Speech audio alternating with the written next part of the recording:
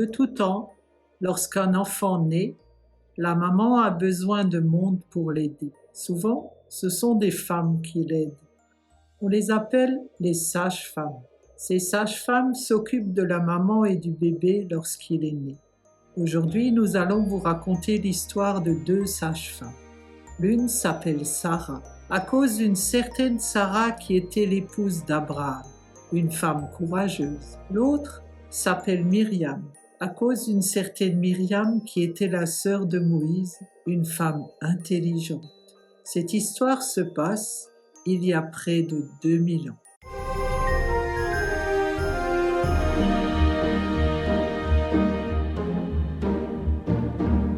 Sarah et Myriam sont sages-femmes pour le village de Bethléem.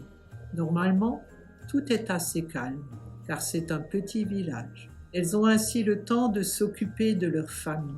Mais voilà qu'un soir, elles apprennent qu'une naissance va avoir lieu. Alors elles quittent leur maison et partent chercher cette femme enceinte. Mais il y a un problème. Elles ne savent pas où se trouve cette femme. On pourrait demander au responsable de notre village. Il doit tout savoir.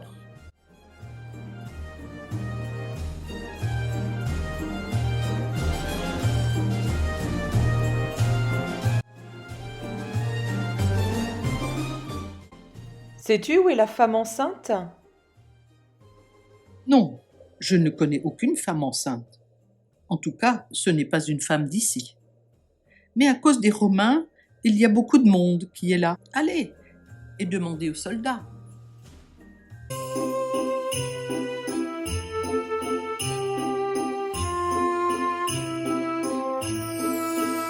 Savez-vous où est la femme enceinte ?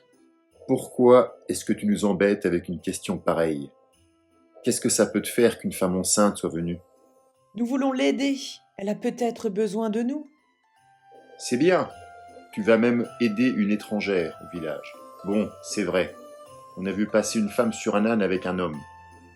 Comment ils s'appellent ? Si on sait leur nom, ils auront moins peur de nous. C'est Joseph et Marie. Merci beaucoup. Allons voir dans tous les hôtels. Elle doit se reposer dans une chambre bien confortable.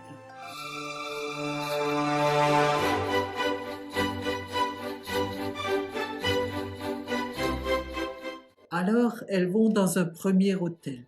Le gérant ouvre la porte. Je n'ai plus de place. Nous ne voulons pas de chambre, mais juste savoir si une femme enceinte réside ici, chez vous. Non, allez voir ailleurs. Elles vont dans le prochain hôtel, et là c'est la même réponse. Non, allez voir ailleurs. Elles vont encore chez un autre. C'est toujours la même réponse.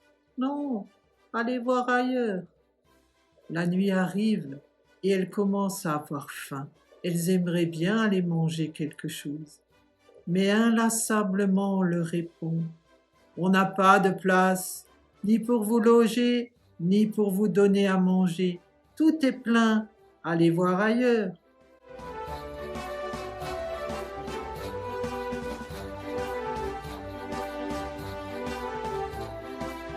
Elles s'asseyent pour réfléchir. C'est alors qu'un groupe de bergers les voit et leur dit « Voulez-vous du fromage ?» Sarah pense que c'est bizarre. D'habitude, les bergers n'osent pas venir dans le village. Ils préfèrent rester dans leur champ. Qu'est-ce qui s'est passé pour qu'ils n'aient plus peur ?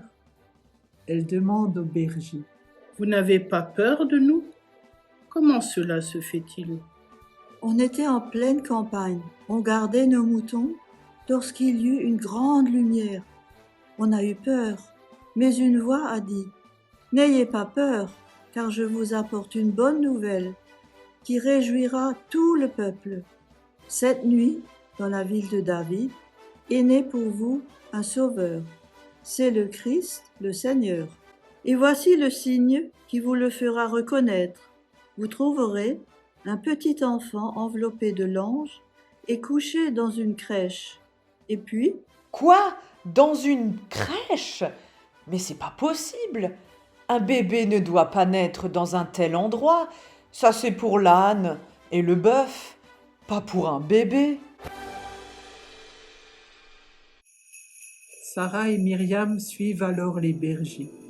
Mais comme ils sont jeunes, et elle plus trop, les bergers vont plus vite qu'elles. Elles sont encore sur le chemin, alors que les bergers sortent tout heureux en disant « Il est né pour nous, les plus pauvres. C'est fantastique !»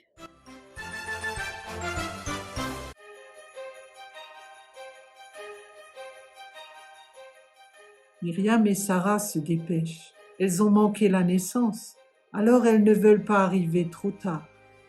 Alors elles entrent dans l'étable et elles voient Marie, Joseph et l'enfant. Marie les encourage à aller vers l'enfant. Il s'appelle Jésus.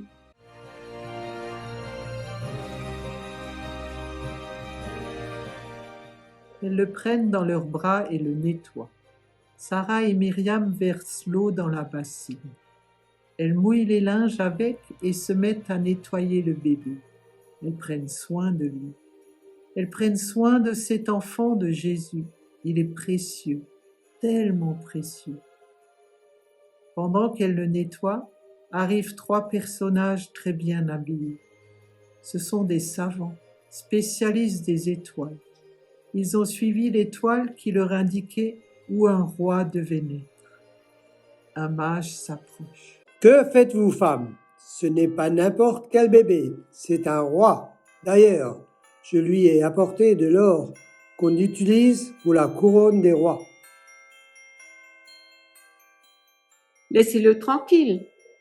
Il faut le respecter. C'est l'enfant de Dieu.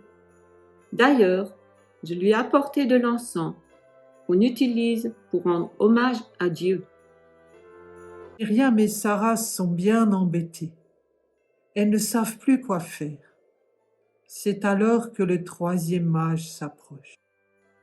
Vous n'avez rien compris. Laissez-les faire. Ce petit enfant a besoin de nous pour vivre, pour apporter à tous de l'amour.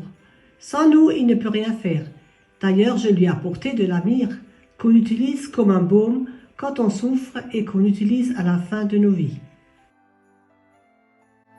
C'est vrai, cet enfant a besoin de nous. Il a besoin aussi de l'âne et du bœuf. Chacun est essentiel pour que l'amour vive. C'est cela le miracle de Noël. Myriam et Sarah sourient et prennent soin de l'enfant. Après, elles le déposent dans la crèche, entre le bœuf et l'âne, qui par leur souffle le réchauffent.